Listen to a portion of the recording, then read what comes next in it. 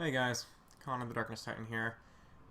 Uh, I'm just giving you a little video. I know it's kind of odd for me to do vlogs. However, I feel as though this one is actually kind of something I need to talk about. I know a few of you have seen D&D content on my channel before, and I know it's not the most popular thing. However, I do care about the game a lot. You wouldn't have thought about that just from the videos, but those were back in, like, I don't know what, March? May? Ever since then, I've gotten really into the game. I've stopped playing Adventures League at my gaming store. And you're maybe thinking, like, what's the significance in that? You may not even know what Adventures League is, considering that you come here for Dark Souls. Well, basically, Adventures League is... It's to where the creators of D&D, Wizards of the Coast, you may know them, the creators of Magic the Gathering, they write these pre-generated stories that the Dungeon Master is supposed to take the party through, and it's supposed to be able to be interchanged by players no matter where you are and no matter what time you do it. As in, like, you have like a little sheet, not only your character sheet, but you also have something that records what you did, what you got, the amount of gold even, and it's like a script, a very precise script. And basically, you're supposed to follow this to the T. You can't even vary. You've seen my videos. That was a homebrew campaign. Or more like a setting, considering that we didn't really get that far into it. Adventures League, it's not like that at all. And I didn't really like it because it was kind of forced and I wasn't allowed to do what I really wanted to. It was kind of like railroaded very hard. And that's just something I don't like in my games because I like open worlds, choices, and all that. And that's why I play Dark Souls. It's a very meaningful game to me. I can make a lot of choices. It's an open game. But aside from that, now that you know what Adventures League is, I've stopped playing it because of that reason. And I've been playing nothing but homebrew at my gaming store, Cheesewood Comics, if you live in Vegas. I've been playing online with the exact same friends, but variants 1 or 2. Like, I don't know if you've heard the names addressed, but Pearson, Chase, and CJ, they don't really play. They like the game. They don't play online. They are mainly... Pierce is an IRL guy. Chase and CJ, they work at Taco Bell, and Chase is a manager, so he can never play at all. CJ, however, he's CJ. You haven't... I don't think you've seen him in any videos other than my D&D ones. You may, if I ever decide to just do random recordings or stream every now and then. I don't even know if I will because I don't know if I have the technology. Nonetheless, I've been gaming with more or less the same group, and I've noticed a severe difference between IRL and online, aside from the obvious IRL to online. Online, you don't have the connections you would in real life because you don't have the people there to, like, beat up a little bit, share a snack with, or whatever. You don't have that. I mean, yes, you have Skype and you have all that, so you have better media sharing, and therefore you can, in theory, tell a better story. I personally don't think this, just by the matter of you're not seeing the person give the expressions, even if they are on Facecam, like I'm giving you right here. It's really nothing at all. Like I said, it's online. There's really no opportunity for great storytelling, especially considering my group. We do know it's a role-playing game, however, we really don't make our characters person. It's kind of like we have a Telltale game, but it's a mix between Skyrim, well, more like any Elder Scrolls from my experience. We even have an Elder Scrolls campaign, nonetheless. It's kind of like our campaigns are typically a mix of Skyrim and Telltale. And that may seem pretty good, considering that a lot of people really enjoy Skyrim, and it has a big open world, and Telltale has great storytelling. Thing is that with us, it's more of a matter of Skyrim. The world can be in goddamn danger from the biggest dragon in the world, but you can say, hey, I want to go deal with that bandit camp over there. And there's no consequences. Even if we do say that the world is constantly changing, going on without us, it doesn't really matter. It just... everything can be put on hold, and I don't really like that, because it gives the mentality of we don't have to care. There's no pressing issue. There's so much missed opportunities. If you heard that, that was a league update. There's just no real opportunities to have a real game. They don't even believe in a session 0, which is, if you don't know what that is, it's just... you know how you make plans every now and then and you always confirm and all that? You want to know what people are doing for, like, I don't know, an actual party?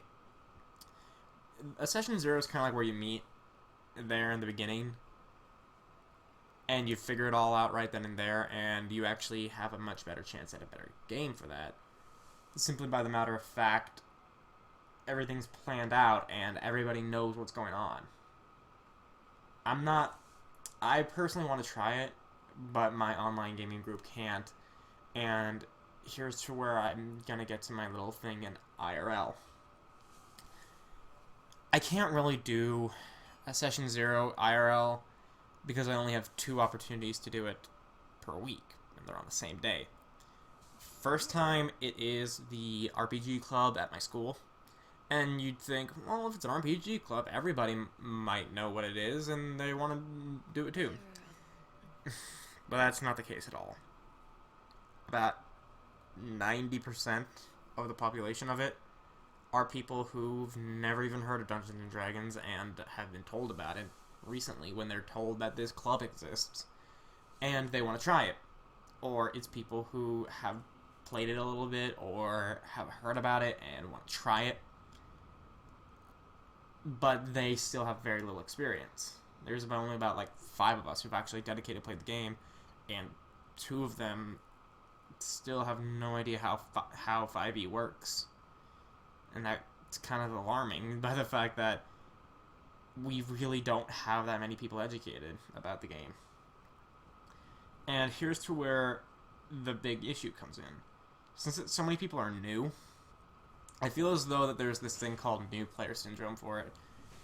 You know, like how whenever you play a new video game and you have pre-expectations given other video games, it's like, for example, when I first played Dark Souls 1 for the very first time, back in 2011 when it was released. Not on release day because I didn't know what it was, but I had the expectations it'd be like Skyrim, it'd be easy, and it's like, I was kind of weird by the fact that there were no quests, that I couldn't pause, that there was no real direction. It was just like, go up, go down. Went down, saw the ghosts of New Londo, tried to fight them, died, freaked the fuck out, and I didn't play the game again until, I think, 2013. Just think about it like that. A game so different from everything else that you literally just stop playing. That's the first fear I have of the players in the RPG club. It's by the fact that they have the expectations that it's going to be a video game because they've only played video games. Now's my chance to see how my editing for vlogs go. But nonetheless, here are a couple of things that are happening or tend to happen when it comes to everybody being a new player to Dungeons & Dragons, and they come in with the expectations of a video game. First of all, when you tell people the alignment system and you tell them about the background and all that, they tend to just think, yeah, this is a character, but it's like, why should I really care about them? Oh wait, chaotic neutral means I typically just do whatever I want? Alright, I'll make a chaotic neutral character. And then they go, and when they're presented with a challenge, instead of doing something that makes sense, like an actual normal person would, they're just like, oh yeah, I want to jump off the railing. Just cause. That's something I am talking about there.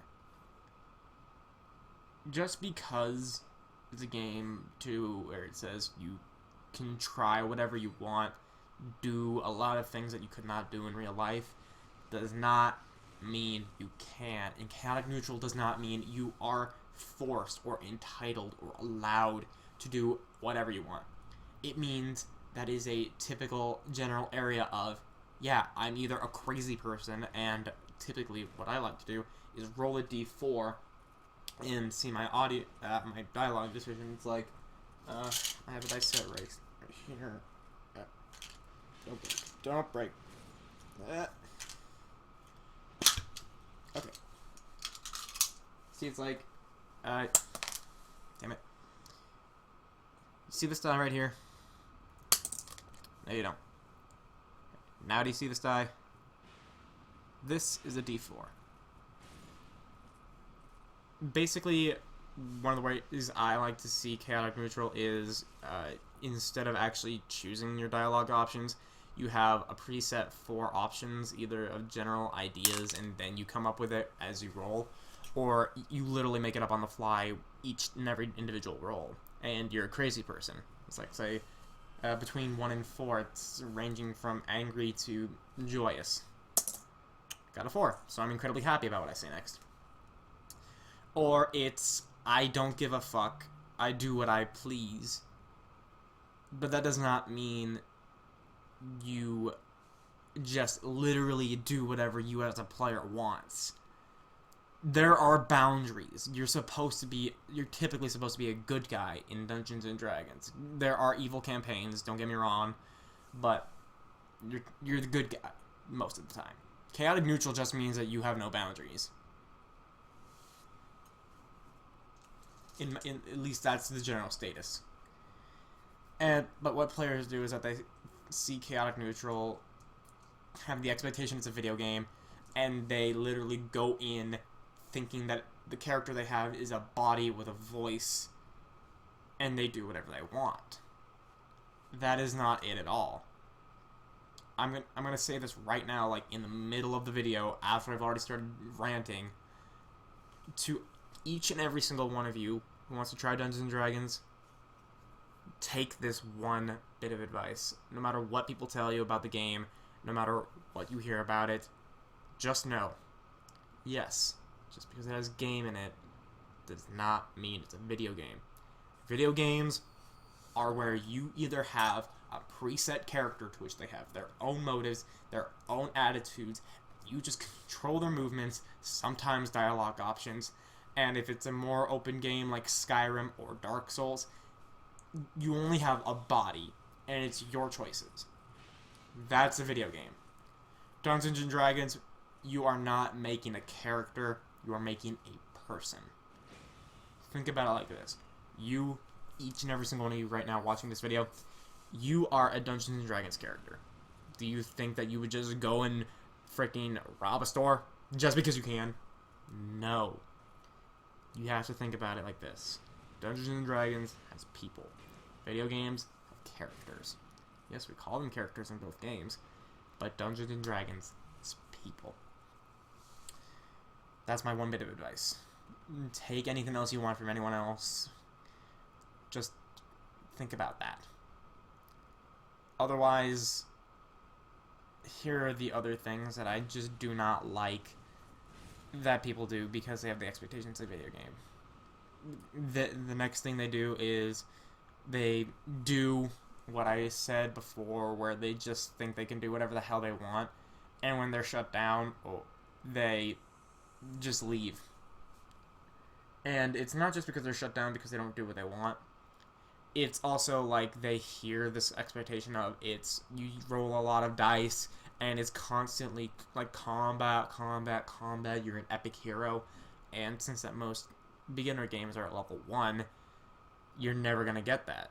So you typically are let down because your expectations, even if they are not based off a video game, you're still under the expectation that you're going to be this epic hero, doing all these crazy things, exploring dungeons, killing dragons, as per the name.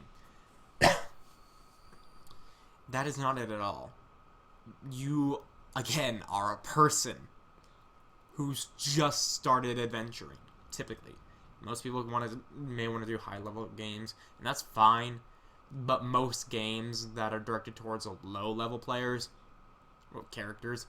You're supposed to be a regular person who just has trained a little bit, turned out to be this thing, and they go out adventuring, helping people out, random little mishmashes. It doesn't even have to be an epic game at the beginning. Don't have high expectations about how the game is, because you're going to be let down. And because people are let down of their false expectations, they end up just saying, no, I'm not going to play, I don't want to play, and they leave. Maybe being their first time, their last time.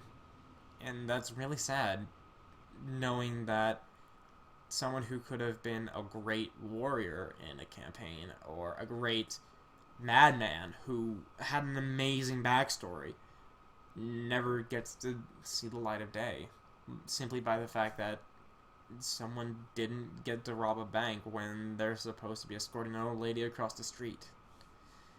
It's kind of sad. But I feel really bad for the hobby on this case, because when I joined, I was given the right expectations. It's not a video game. I made a person. I literally didn't follow the rules when I made my character. You don't typically roll for stats. I rolled for stats. I got really good stats.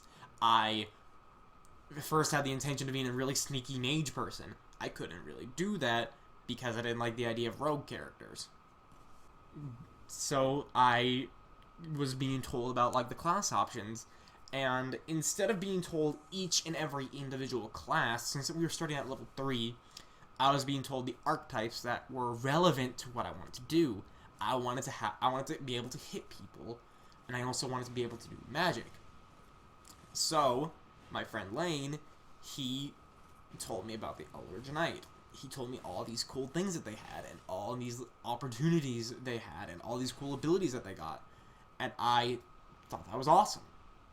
And then I was thinking, what kind of cool character do I want to make? And then I was thinking, a person who was not in the player's handbook. They weren't human. They weren't half-elf. They weren't dwarf. They were half-human, half-dragon. No, not half-dragon. Half-dragon-born. Because I saw the Dragonborn, and they were fucking awesome. And I thought, well, I also kind of want to be close to humans, so why not intermix? Because given the world, how Dragonborn were so fucking rare, and how humans were kind of assholes, I was thinking, I can make a really cool character that way. This is a good person. And thus, Voltis was born. Granted, I didn't know how to roleplay that well, but I gave it my backstory. I knew what I wanted to be. And I was. I didn't think that, oh yeah, I just want to go up and hit things. No, I wanted to be a person who, like, didn't understand what was going on. Like, why was my father sick? I really want people to do more of that. To all you people joining the hobby, please. It's so much fun to just set aside your expectations of a video game. Just think about what kind of character you think would be cool. It's honestly the best thing you can do.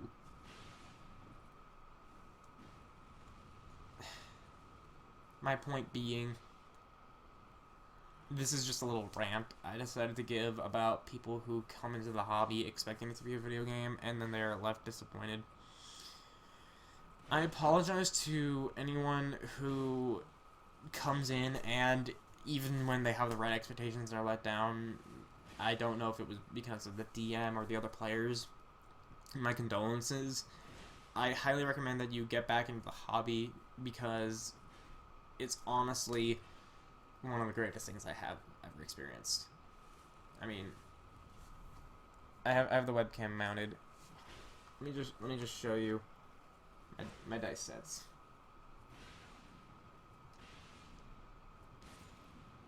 You see that?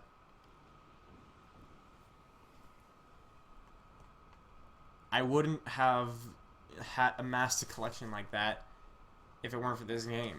I mean, yes, I have a problem. I mean, like, each and every single one of them costs $10, like, but this one right here, this brass set, which is called gold. This cost me $30.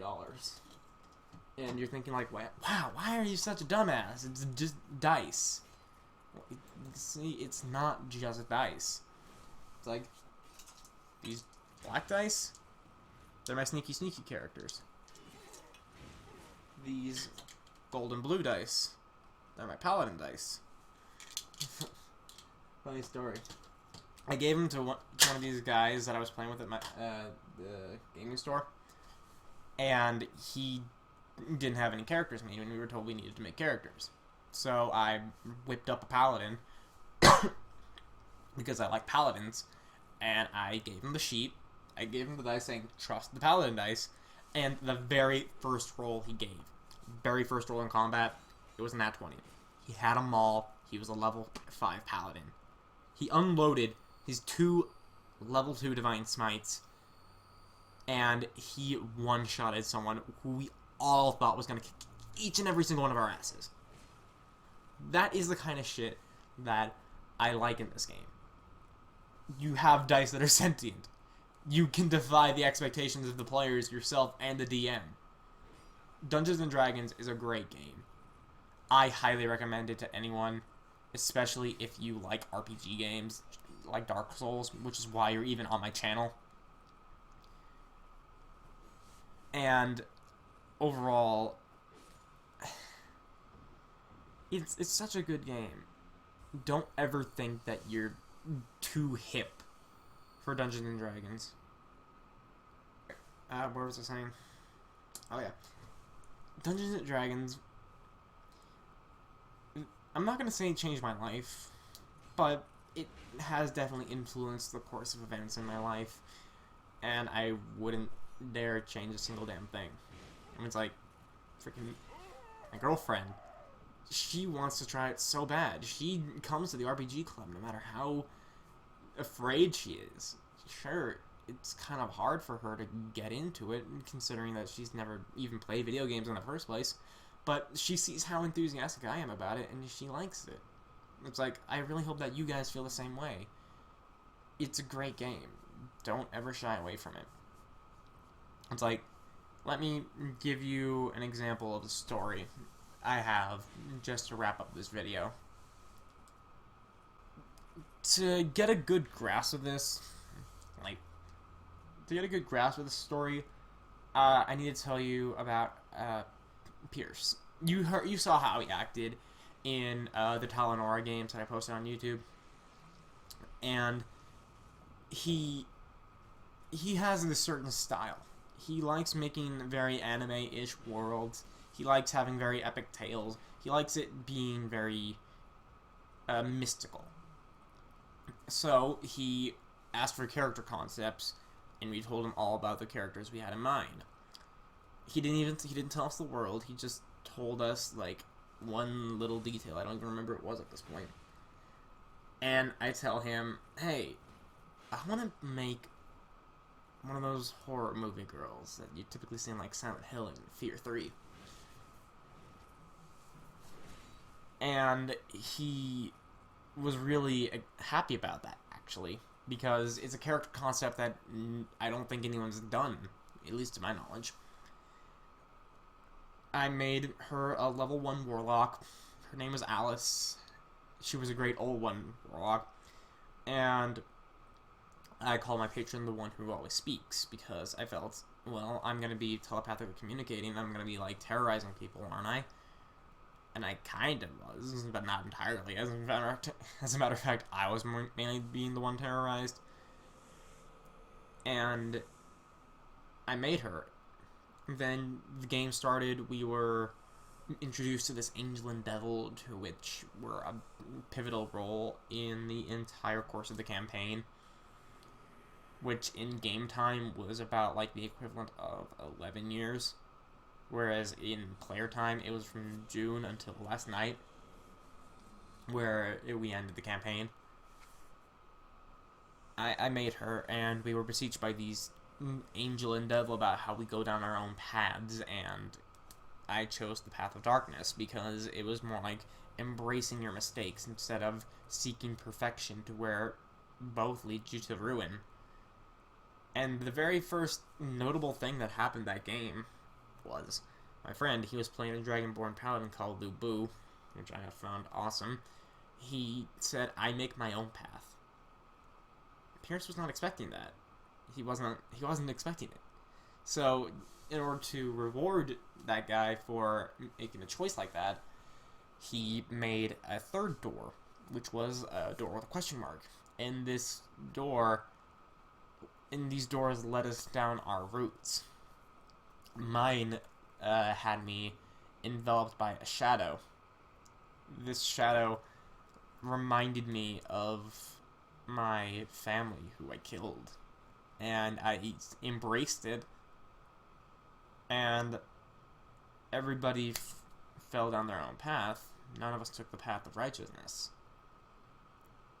Thing is, though, that it may have been actually the best course, but I still stuck with it, and we actually got rewarded with powers, all of which that none of us used except for one guy who got the power to turn into, I think, an angel, entry-level angel, instead of his typical wild shape because he was a druid. And he didn't know how to use it at all because he was so new to the game. And we just sucked. We only died to arachnids. Literally, only arachnids. And then the guy who was playing Lu Bu, for some reason, he fully died, even though that we're not supposed to fully die because of the campaign. It's kind of like in Dark Souls in that regard. And the gods just punched him, and he exploded.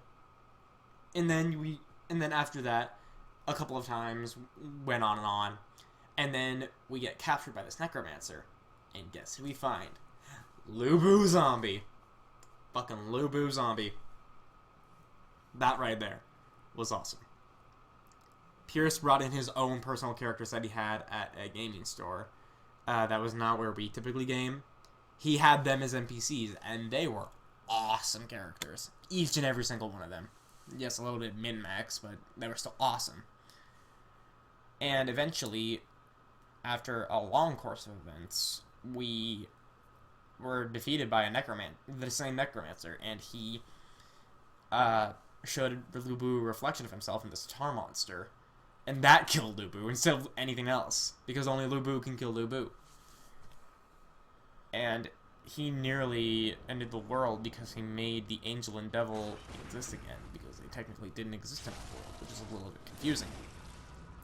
And then 10 years pass in game time. I wish we understood what happened during those 10 years. And we are captured. We go into a FNAF maze because Pierce loves doing that shit. We fight the devil without knowing it's the devil, and we nearly beat him. And, like, typically someone like that you can't beat, but we almost did. And eventually, we get out, kill the necromancer, who was a vampire, and it was a hard fight. We only one guy died, but that guy had the inconsequential character. We even fought a troll monk zombie before the 10 years. Like, a fucking troll monk zombie. That is a nightmare. Do not make a fucking troll monk zombie, or I will kill you as a person. Nonetheless, and it's like, right there, troll monk zombie. That is awesome. And then eventually it got to the final boss fight. There was the master who was defending his students, which were the angel and devil as humans, fighting each other very anime style. We kill him, well, I kill him because he was punching my Agathis armor, taking damage himself.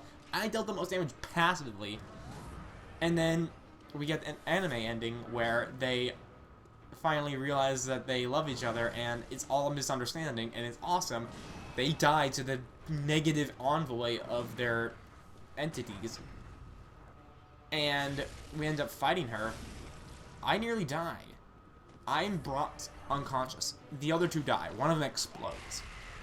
She heals me back up to taunt me. I say you're a monster, and I use a hold monster on her. She can't do anything. Nothing. And then you have the anime style of the spirit talking to you, encouraging